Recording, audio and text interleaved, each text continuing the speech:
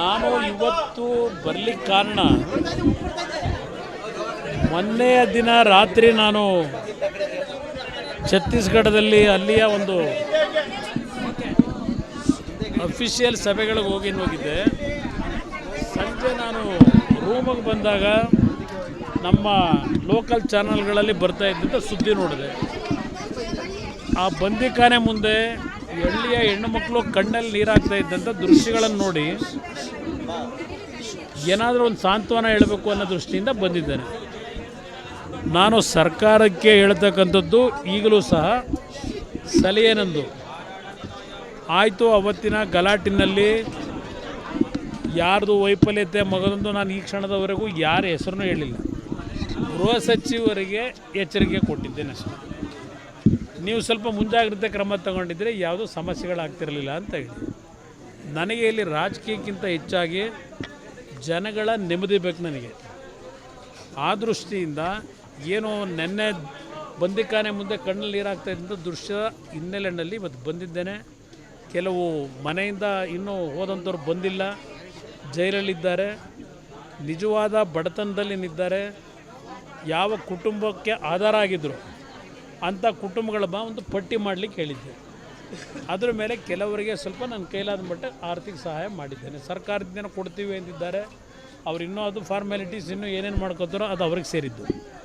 ಆದರೆ ನಾನು ಈ ಸಂದರ್ಭದಲ್ಲಿ ಮಾಧ್ಯಮದ ಸ್ನೇಹಿತರ ಮುಖಾಂತರ ಸರ್ಕಾರಕ್ಕೆ ಮನವಿ ಮಾಡ್ತಕ್ಕಂಥದ್ದು ಆಗಿದ್ದಾಗೋಗಿದೆ. ಇಲ್ಲಿ ಪುನಃ ಈ ಮುಗ್ಧ ಜನರನ್ನು ಮತ್ತೆ ಊರಿಗೆ ಹೋಗಿ ಮನೆ ಬಿಟ್ಟು ಹೋಗಿರ್ತಕ್ಕಂಥವ್ರನ್ನ ಬಂದು ಅವರ ಪ್ರತಿನಿತ್ಯ ಜೀವನ ಸಾಗಿಸ್ಲಿಕ್ಕೆ ನಾನೇನು ಮನವಿ ಮಾಡ್ತಾ ಇದ್ದೇನೆ. ನಾನು ಹಿರಿಯ ಅಧಿಕಾರಿಗಳಿಗೂ ಮನವಿ ಮಾಡಿದ್ದೇನೆ. ಇಲ್ಲಿ ಅವರಿಗೆ ಅರೆಸ್ಟ್ ಮಾಡಿ ಜೈಲಲ್ಲಿರ್ತಕ್ಕಂಥದ್ದು ಒಂದು ಭಾಗ, ಮತ್ತೆ ಇದನ್ನು ಮುಂದುವರಿಸ್ತಕ್ಕಂಥ ಕೆಲಸ ಮಾಡಬೇಡಿ ಅಂತ ಹೇಳಿದ್ದೇನೆ.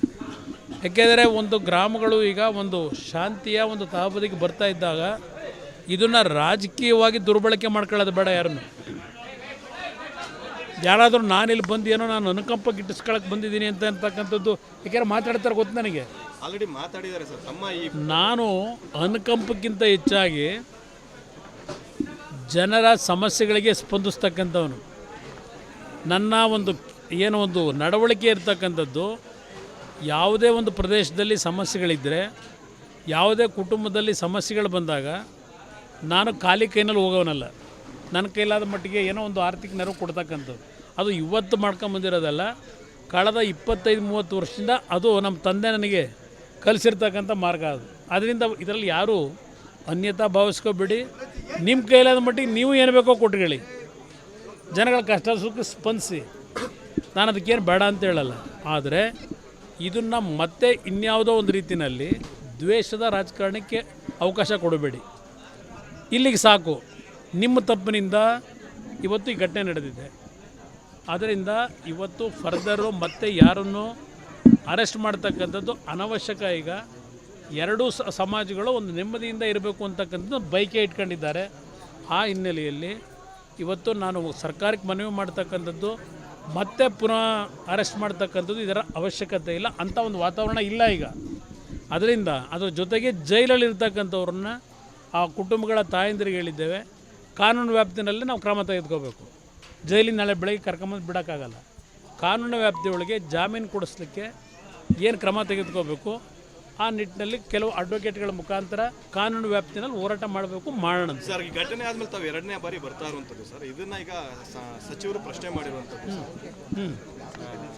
ಸಂಸದರ ಕೆಲಸವನ್ನು ಬಿಟ್ಟು ಇಲ್ಲಿ ಬರ್ತಾ ಇದ್ದಾರೆ ಕೂಡ ಪ್ರಶ್ನೆ. ಸಂಸದರ ಕೆಲಸ ಏನು? ಸಂಸದರು ಡೆಲ್ಲಿಲಿ ಆರಾಮಾಗಿರಬೇಕು ಅಂತಲ್ಲ ಸಂಸದರ ಕೆಲಸ. ರಾಜಕೀಯ ಮಾಡೋದಕ್ಕೆ ಇಲ್ಲಿ ಜನಪ್ರತಿನಿಧಿ, ನಾನು ಮಂಡ್ಯ ಜಿಲ್ಲೆ ಜನಪ್ರತಿನಿಧಿ. ನಾನು ಜನಗಳ ಕಷ್ಟ ಬಗೆಹರಿದೇ ಇದ್ದಾಗ ಬರಲೇಬೇಕಲ್ವೇ? ಈಗ ನಾನು ಬರೀ ಮಂಡ್ಯ ಜಿಲ್ಲೆಯಲ್ಲಿ ಓಡಾಡ್ತಾ ಇದ್ದೀನ. ಇಲ್ಲಿಂದ ಮೊನ್ನೆ ದೆಹಲಿಗೆ ಹೋಗಿ ದೆಹಲಿಯಲ್ಲಿ ಕ್ಯಾಬಿನೆಟ್ ಮೀಟಿಂಗ್ ಮುಗಿಸಿ, ಕ್ಯಾಬಿನೆಟ್ ಮುಗಿದ ನಂತರ 2 ಕಾನ್ಫರೆನ್ಸ್ಗಳಲ್ಲಿ ನಮ್ಮ ಸ್ಟೀಲ್ ಇಲಾಖೆಯಲ್ಲಿ, ಉಕ್ಕು ಇಲಾಖೆಯಲ್ಲಿ ಇದ್ದಂಥ 2 ಪ್ರಮುಖ ಕಾರ್ಯಕ್ರಮಗಳು, ಹೆವಿ ಇಂಡಸ್ಟ್ರಿನಲ್ಲಿ ಇದ್ದಂಥ ಒಂದು ನಮ್ಮ ಫೇಮ್ 2ನ ಯಶಸ್ವಿಯ ಹಿನ್ನೆಲೆಯಲ್ಲಿ ಕಾರ್ಯಕ್ರಮಗಳು, ಅದೆಲ್ಲವನ್ನು ಮುಗಿಸಿ ಮೊನ್ನೆ ದಿನ ಛತ್ತೀಸ್ಗಢಕ್ಕೆ ಹೋದೆ. ಛತ್ತೀಸ್ಗಢದಲ್ಲಿ 2 ದಿನ ಅಲ್ಲಿಯ ನಮ್ಮ ಇಲಾಖೆಗೆ ಸಂಬಂಧಪಟ್ಟಂಥ ಪರಿಶೀಲನಾ ಸಭೆಗಳನ್ನು ನಡೆಸಿದ್ದೇನೆ. ಬಿಲಾಸ್ ಸ್ಟೀಲ್ ಪ್ಲ್ಯಾಂಟ್ಗೆ ಹೋಗಿದ್ದೇನೆ, ನಾಗನಾರ್ ಸ್ಟೀಲ್ ಪ್ಲ್ಯಾಂಟ್ ಭೇಟಿ ಕೊಟ್ಟಿದ್ದೇನೆ. ಏನೇನು ಕ್ರಮಗಳಾಗಬೇಕು ಅನ್ನೋದಕ್ಕೆ ಚರ್ಚೆ ಮಾಡಿ ಬಂದು ನಿನ್ನೆ RINL ಒಂದು ಕಾರ್ಖಾನೆ ಓಪನ್ ಮಾಡ್ತಕ್ಕಂಥ ಕೆಲವು ಸಭೆಗಳು ಮಾಡಿದ್ದೇನೆ. ನೆನ್ನೆಯೂ ಸಹ ಕೆಲವು ಕಾರ್ಯಕ್ರಮದಲ್ಲಿ ಭಾಗವಹಿಸಿದೆ. ಇವತ್ತು ಬೆಳಗ್ಗೆ ಮುಂಬೈಗೆ ಹೋಗಿ ಮುಂಬೈನಲ್ಲಿ ಸಸ್ಟೈನಬಿಲಿಟಿ ಸ್ಟೀಲ್ ಬಗ್ಗೆ ಏನು ಕಾನ್ಫರೆನ್ಸ್ ಇತ್ತು, ಆ ಸಭೆ ಮುಗಿಸಿ ಈಗ ಇಲ್ಲಿ ಬಂದಿದ್ದೇನೆ. ಬೆಳಗ್ಗೆ ನಾನು 9:30 ಗಂಟೆಗೆ ಮುಂಬೈನಲ್ಲಿ ಇಳಿದಾಗ ವಿಮಾನ ನಿಲ್ದಾಣದಲ್ಲಿ KM ದೊಡ್ಡಿ ಹತ್ರ ಒಂದು ಆಕ್ಸಿಡೆಂಟು, ಯಾರೋ ಒಂದು ಮರಣ ಹೊಂದಿರತಕ್ಕಂಥ ಕೊನೆಯ ದರ್ಶನ ಪಡೀಲಿಕ್ಕೆ ನಮ್ಮ ಇದರ ಟೆಂಪೋ ಟ್ರ್ಯಾಕು ಎಲ್ಲ ಹೋಗಿದ್ದಾರೆ. 30 ಜನ ಅಪಘಾತದಲ್ಲಿ ಈಡಾಗಿ ಫೋನ್ ಬಂತು ನನಗೆ KM ದೊಡ್ಡಿಯಿಂದ. ತಕ್ಷಣ DC SP ಅವ್ರಿಗೆ ಟ್ರೈ ಮಾಡಿ DH ಹೋಗಿ ಫೋನ್ ಮಾಡಿ ಅಲ್ಲಿಂದಲೇ ಬಾಂಬೆಯಿಂದಲೇ ಆಂಬುಲೆನ್ಸ್ ಸಿಗ್ತಾಯಿಲ್ಲ ಅಂಥೇಳಿ ಕೆಲವರು ಗಾಬರಿ ಆದರು. ತಮ್ಮಣ್ಣವರು ಮಾತನಾಡಿದೆ. ತಮ್ಮಣ್ಣವರು 3-4 ಆಂಬುಲೆನ್ಸ್ಗಳನ್ನು ಸಿದ್ಧ ಮಾಡಿದ್ರು. DC ಅವರು ಮತ್ತು SP ಅವರು ಹೋಗಿ ಭೇಟಿ ಮಾಡಿದ್ರು. ಆಮೇಲೆ ನಾನು ಫೋನ್ ಮಾಡಿದ ನಂತರ ನಾನು ಎಲ್ಲೇ ಇದ್ದರೂ ಮಂಡ್ಯದಲ್ಲಿ ಏನಾದರೂ ಸಣ್ಣ ಪುಟ್ಟ ಘಟನೆಗಳಾದಾಗ ಅದಕ್ಕೆ ಸ್ಪಂದಿಸಬೇಕಾದಂಥದ್ದು ನನ್ನ ಧರ್ಮ. ಆ ಕೆಲಸ ಮಾಡ್ತಿದ್ದೇನೆ. ಇಲ್ಲೇನು ರಾಜಕೀಯ ಮಾಡಲಿಕ್ಕೆ ನಾನು ಬಂದಿಲ್ಲ.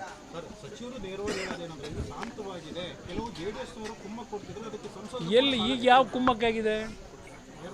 ಎಲ್ಲಿ ಕುಮ್ಮಕ್ಕೆ ಯಾವಾಗಾಗಿದೆ? ಅವತ್ತು ವಿಸರ್ಜನೆ ಮಾಡೋ ದಿವಸ ಮೆರವಣಿಗೆ ಹೋಯ್ತಲ್ಲ, ಅದರಲ್ಲಿ JDSನವ್ರ ಪಾತ್ರ ಇದೆಯಾ? ಯಾರು ಕುಮ್ಮಕ್ಕೆ ಕೊಟ್ಟವರು?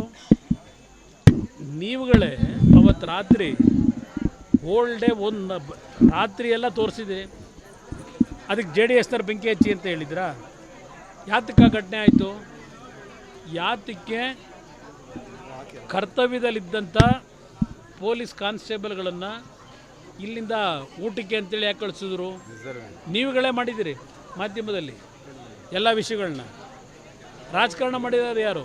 ಅವತ್ತು ಬಂದಾಗಲೂ ಸಹ ನಾನು ರಾಜಕೀಯ ಮಾಡೋದನ್ನ ಯಾರ ಬಗ್ಗೆ ಏನಾದರೂ ಆಪಾದನೆ ಮಾಡಿದ್ದೀನ? ಗೃಹ ಸಚಿವರ ವೈಫಲ್ಯದ ಬಗ್ಗೆ ಹೇಳಿದ್ದೇನೆ.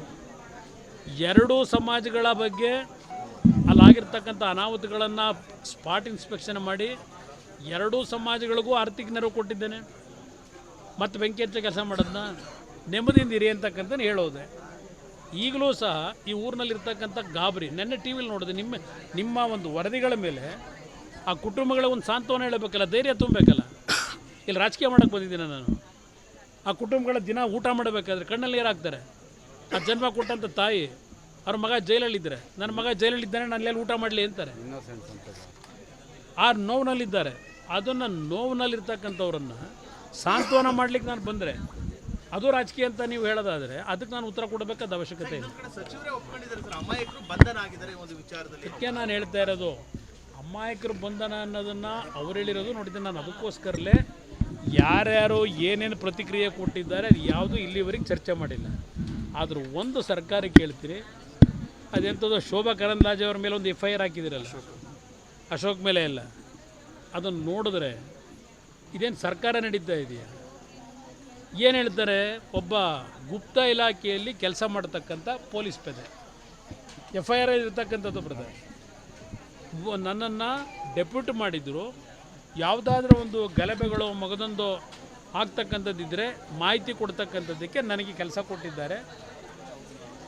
ಇದೆಲ್ಲ ಹೇಳಿ ಆಗಿದ್ದರೆ ಅವನನ್ನು ಇಲ್ಲಿ ನಾಗಮಂಗಲದಲ್ಲಿ ಇಲ್ಲ ಮತ್ತಿನ್ನೆಲ್ಲೋ ಅಂಥ ಅಧಿಕಾರಿಗಳನ್ನು, ಅಂಥ ಒಂದು ಪೊಲೀಸ್ ಪೇದೆಗಳನ್ನು ಗುಪ್ತಚರ ಇಲಾಖೆಯ ಕೆಲಸ ಮಾಡಲಿಕ್ಕೆ ಬಿಟ್ಟಿದ್ದರೆ ಇಲ್ಲಿ ನಾಗಮಂಗಲದಲ್ಲಿ ಆಯ್ತಲ್ಲ ಅವತ್ತು ರಾತ್ರಿ. ಗುಪ್ತಚರ ಇಲಾಖೆಯವರಿದ್ದರೂ ಸಹ ಯಾತಿಗೆ ಬೆಂಕಿ ಇಟ್ಟರು? ಯಾರು ವೈಫಲ್ಯ ಅದು? ಈಗ ಶೋಭಾ ಕರಂದ್ಲಾಜೆ ಅವ್ರ ಹೇಳಿಕೆ ಮೇಲೆ ಅದೆಂಥದ್ದು ಭಾಳ ದೊಡ್ಡ ದೊಂಬೆ ಹೇಳಿಸಿ ಗಲಭೆ ಮಾಡಲಿಕ್ಕೆ ಅವರು ಸುಳ್ಳು ಅದೇನೋ ಪೋಸ್ಟ್ ಮಾಡಿದ್ದಾರೆ ಅಂತ ಹೇಳಿ ಇದು ಈಗ ಕೇಸ್ ಬುಕ್ ಮಾಡಿದ್ದೀರಲ್ಲ, ಆ FIR ಓದಿ ನೀವು ಕೂತ್ಕೊಂಡು ನಗ್ತಾರೆ ಯಾರಾದ್ರೂ ಆ FIRಗಳು ನೋಡಿದ್ರೆ. ಇದೇನು ಸರ್ಕಾರ ಅಂತ ಕರಿತೀರ? ಹಾಗಿದ್ರೆ ನೀವು ಯಾರು ಮಾತಾಡೋಂಗೇ ಇಲ್ಲ, ಇನ್ನು ಯಾರ ಬಗ್ಗೆನೂ ಮಾತಾಡೋಂಗಿಲ್ಲ. ಈ ಪರಿಸ್ಥಿತಿಲಿ ಈ ರೀತಿಯ FIRಗಳನ್ನ ಹೇಳ್ಕೊಂಡು ವಿರೋಧ ಪಕ್ಷದವ್ರ ಮೇಲೆ ಇದೇನು ಯಾವ ಒಂದು ಸಿಸ್ಟಮ್ ತರಬೇಕು ಅಂತ ಹೊರಟಿದ್ದೀವಿ. ಸರ್ ಈಗ ಇವತ್ತು ನಿಮ್ಮ ವಿರುದ್ಧ ಪ್ರೆಸ್ ಮೀಟ್ ಅನ್ನ ಮಾಡಿ ಎಲ್ಲ ನಾಳೆ ಮಾತಾಡೋಣ ಬನ್ನಿ, ತಲೆ ಕೆಡಿಸ್ಕೊಬೇಡಿ. ಅದು ಯಾವ ಅಳಸಲ್ ಕತೆ, ಅದ್ರೊಳಗೆ ಸಬ್ಜೆಕ್ಟೇ ಏನಿಲ್ಲ, ನನಗೆ ಸಂಬಂಧ ಇಲ್ಲದೆ ಇರೋದು. ಚರ್ಚೆ ಮಾಡೋಣ. ಯಾರು ಸಹಿ ಮಾಡೋರೆ? ಗೋಲಿ ಕೃಷ್ಣ ಬೈರೇಗೌಡರು ಪಾಪ ಫಾರಿನಲ್ಲಿ ಓದ್ಕೊಂಬಂದಿರೋರು. ನಾವಾದರೂ ಹಳ್ಳಿಲಿ ಓದಿರೋರು, ಹಳ್ಳಿ ಸರ್ಕಾರಿ ಶಾಲೆಯಲ್ಲಿ ಓದ್ಕೊಂಬಂದಿರೋರು ನಾವು. ನಾಳೆ ಬೆಳಗ್ಗೆ ಡೀಟೇಲ್ ಮಾತಾಡೋಣ. ಇದು ಡೈವರ್ಷನ್ ಆಗೋದು ಬೇಡ, ನಾಗಮಂಗಲದ ಇಶ್ಯೂ ಡೈವರ್ಷನ್ ಆಗೋದು ಬೇಡ.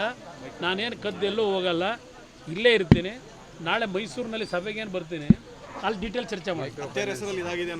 ಮೈಕ್ರೋ ಫೈನಾನ್ಸ್ ನಾನೇನ ಮಾಡಲಿ? ಈಗ ಸರ್ಕಾರ ಕ್ರಮ ತೆಗೆದುಕೋಬೇಕಲ್ಲ, ಗೊತ್ತಾಯಿತು. ಅದಕ್ಕೋಸ್ಕರಲೇ ನಾನು 2018 ಮುಖ್ಯಮಂತ್ರಿ ಇದ್ದಾಗ ಕೆಲವರು ಖಾಸಗಿಯವ್ರ ಹತ್ರ ಸಾಲ ಮಾಡಿ ಆ ಚಕ್ರ ಬಡ್ಡಿ ಇದೆಲ್ಲ ಹಾಕಿ ಜೀವನ ಹಾಳು ಮಾಡ್ತಾ ಇದ್ರಲ್ಲ. ಒಂದು ಬಾರಿ ಈ ಸಣ್ಣ ಸಣ್ಣ ಮೈಕ್ರೋ ಫೈನಾನ್ಷಿಯರ್ಸ್ ಇರ್ಬೋದು, ಈ ವಿಷಯಗಳಲ್ಲಿ ಒಂದು ಬಾರಿ ಆ ರೀತಿಯ ಸಾಲ ಪಡೆದಂಥವ್ರು ಮನ್ನಾ ಆಗಬೇಕು ಅಂತೇಳಿ ತೀರ್ಮಾನ ತಗೊಂಡಿದ್ದೆ.